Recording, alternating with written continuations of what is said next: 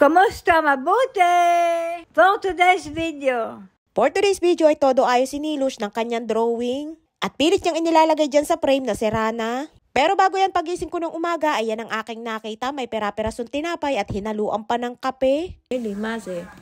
זה לכלבים, זה אוכל לכלבים, את יודעת שאם יבואו, צריכים לתת להם אוכל. Ay kainaman na sinilos at sari-sari ay yun daw ay pagkain ng mga aso. At nung misa naman ay nagtira ng kaunting pagkain sa plato at para naman daw yun sa mga bata. Kung hindi ka nga sanay at hindi mo kilala ang ugali ni Nilush ay siguradong matatakot ka. Ay ngat ng araw na yan ay pilit niyang binubuo yung nawasak na picture frame ng kanyang drawing. Nagtanggalan na nga yung mga border at ang gagamitin niyang pandikit ay tape. Ganon nga sinili kapag bumabalik ang kanyang sakit, pati mga bagay na nasa maayos na pwesto at mga nakatago ay kanyang hahalwatin at ipaglalalabas. Kaya napakadami niya dito sa bahay ng mga gamit na kung saan-saan nakapatong. Ay nga todo lagay ng tape at pagkakaayos ay natatanggal din naman. Napakatagal na nga ng drawing na yan at nang dumating ako dito sa kanila ay gawa na yan. Siguro ay nasa mas maayos pa na pag-iisip noon si Nilush nang ginawa niya yan. Dahil mas maganda yung pagkakadrawing at mas maayos yung pagkakakulay. Ay nga't hindi na magkaintindihan si Nilush kung paanong lagay ang gagawin niya dyan sa border ng frame. Sabi ko nga ay wag nang ilagay dahil hindi din naman kakayanin ng tape at natatanggal din naman. Mali na nga yung pagkakalagay ng border at yung nasa gilid ay napapunta na sa itaas. Dito sa bahay ay maraming luma at mga sira na ding gamit pero hindi pa din itinatapon. Kahit nga mga pan-display tulad ng figurine o kaya naman ay mga tasa at baso na basag na ay pilit niyang idinidikit at binubuo. Ay nga't saka pipilit na mabuo at idikit ay yan na lamang ang kinalabasan. At hindi din naman kinaya ng tape kaya naman ang ginawa ko ay isinandal ko na lamang para hindi matumba. At nung hapon naman ay tumawag ang kapatid ni Lola na si Imadora at pinababa ako ng building. Nagpabili kasi ng damit si Lola sa kanyang kapatid na si Imadora at pagkabili, ipinadiretso na dito sa kanyang caregiver na si Maria.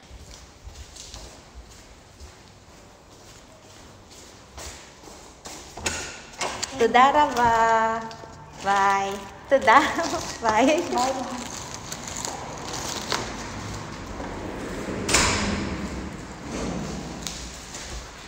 Dahil pabili yan, ay pinadalhan ni Lola ang kanyang kapatid ng bayad na 100 shekel o nasa 1,500 pesos sa pera natin sa Pinas. Tagabili nga din ni Lola ng damit ang kanyang kapatid, ang kaso ay sa laki ni Lola ay medyo maliit ang sukat sa kanya. Kaya naman ang ginagawa ko kapag nagbabakasyon ako sa Pinas ay bumibili ako ng tela at ipinagpapasadya ko ng tahi ng damit si Lola. At yun ang aking ginagawang pasalubong kay Lola kapag bumabalik ako galing bakasyon.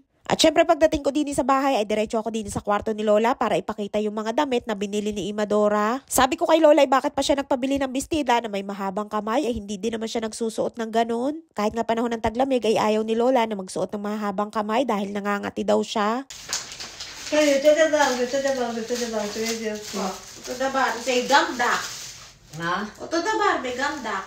May bago pa nga din damit si Lola na gana na hindi pa niya naiisuot. At si Imadora din ang bumili noon kaya naman ang sabi ko ay kaparehas lamang at manipis din ang tela. Ang hiling nga ni Lolang magpabili kahit hindi naman niya naiisuot. Ay siya hanggang dito lamang ating kwento for today's video. Maraming po salamat sa inyong support at laging panonood. Mag-ingat po kayo palagi. And please subscribe to my YouTube channel. Please follow and share. Salamat!